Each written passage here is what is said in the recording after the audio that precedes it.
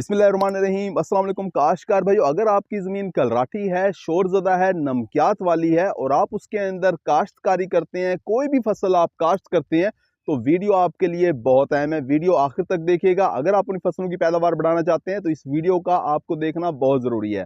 अगर आपने हमारा चैनल सब्सक्राइब नहीं किया, चैनल को फ़ौरन सब्सक्राइब कर दें, साथ में बेल के बटन को दबा दें ताकि फसलों के मुतालिक हम जितनी वीडियो बना रहे होते हैं वो आपको बर वक्त मिल सकें। काश को ऐसी ज़मीनें जिनके अंदर कलर ज़्यादा होता है, नमकियात ज़्यादा होते हैं, तो उसका सबसे बड़ा मसला जो पहले आता है वो ये आता है कि बीज का उगाव ही नहीं होता। होता क्या है कि जब हम बीज अपनी ज़मीनों के अंदर डालते हैं तो सबसे पहले उसके अंदर पानी जाता है, बीज नरम होता है, उसके बाद फिर बीज फटता है और वो उगता है। लेकिन जो कलराठी ज़मीनें होती हैं, शोरज़दा नमकियात वाली ज़मीनें होती हैं, उसके अंदर हम पानी तो उस फसल को लगा रहे होते हैं, उसके अंदर पानी तो खेत के अंदर मौजूद होता है, लेकिन वो बीज के अंदर जाता ही नहीं है, क्योंकि खेत के अंदर नमकियात ज़्यादा होते हैं तो पानी बीज में जाने की बजाय मिट्टी के अंदर ही रहता है। तो काश में बीज का उगाव जो है वो बहुत कम होता है। इस वक्त हम गंदम के जिस खेत के अंदर मौजूद हैं, इसके अंदर सफ़ेद कलर भी है और काला कलर भी है। नमकियात वाली ज़मीन है, उगाव आप देख सकते हैं कि बीज का उगाव बहुत थोड़ा है। ऐसी रकमों के अंदर आपको चाहिए कि आप ज़्यादा बीज का इस्तेमाल करें और दूसरा बीज को भिगोने के बाद लगाया करें, काश्त किया करें। काश वो ऐसी रकबों के अंदर जब आप काश्तकारी कर रहे हो तो आपको चाहिए कि आप बीज को 2 घंटे, 4 घंटे, 6 घंटे भिगोने के बाद काश्त करें।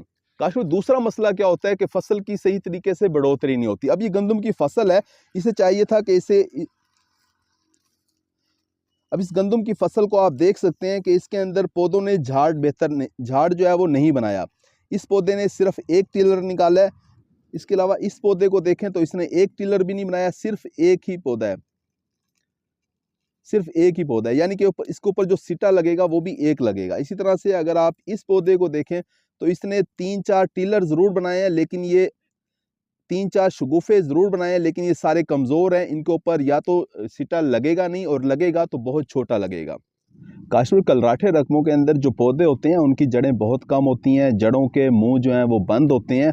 अब पौधे को जो खुराक दी जाती है या तो वो जड़ों के ज़रिए हम दे सकते हैं, जैसे कि हम खादें दे रहे होते हैं या ज़मीन से वो उठा रहे होते हैं, या फिर हम इसको पर पौधों के ऊपर स्प्रे करके भी इसकी खाद की ज़रूरत को किसी हद तक पूरा कर सकते हैं।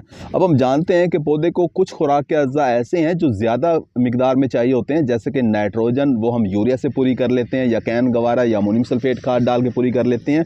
इसी तरह से फास्फोरस बहुत ज़्यादा चाहिए होती है तो वो हम डीएपी या नाइट्रोफास खाद डालकर उससे इसकी ज़रूरियात पूरी कर लेते हैं।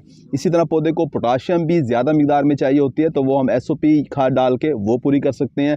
लेकिन कुछ खुराक के अज्जा ऐसे होते हैं जो पौधे को बहुत थोड़ी मिकदार में चाहिए होते हैं, जैसे कि जिंक है, मैंगनीज़ है, मैग्नीशियम है, या बोरान है, या आयरन है, या कापर है। काश ये खुराक के अज्जा पौधे को बहुत थोड़ी मिकदार में चाहिए होते हैं, लेकिन ऐसे रकबे जो कलराटे हों, शोरज़दा हों, जिनकी पीएच ज़्यादा हो, तो उन ज़मीनों के अंदर iron, magnesium, manganese, copper, zinc, boron जो है वो ज़्यादा पीएच के ऊपर पौधे को दस्तयाब नहीं होते। पौधा उठाने से बिल्कुल कासिर नज़र आता है, जैसे कि आप ग्राफ के अंदर देख सकते हैं। जैसे पीएच जो है वो 8.3, 4, 5 से ऊपर जाती है तो zinc, boron, manganese, iron, copper ये पौधे को बिल्कुल दस्तयाब नहीं होते। और हमारे मुल्क की अक्सर ज़मीनें जो हैं वो 8.2, 3, 4 से ज़्यादा पीएच की हैं। तो काश आपको चाहिए कि अगर आप कलराठी रकमों के अंदर कोई भी फसल काश्त कर रहे हैं तो आप ये माइक्रोन्यूट्रिएंट यानी कि जिंक, बोरान, मैंगनीज़ इनका अपनी फसल के ऊपर स्प्रे करवा दें।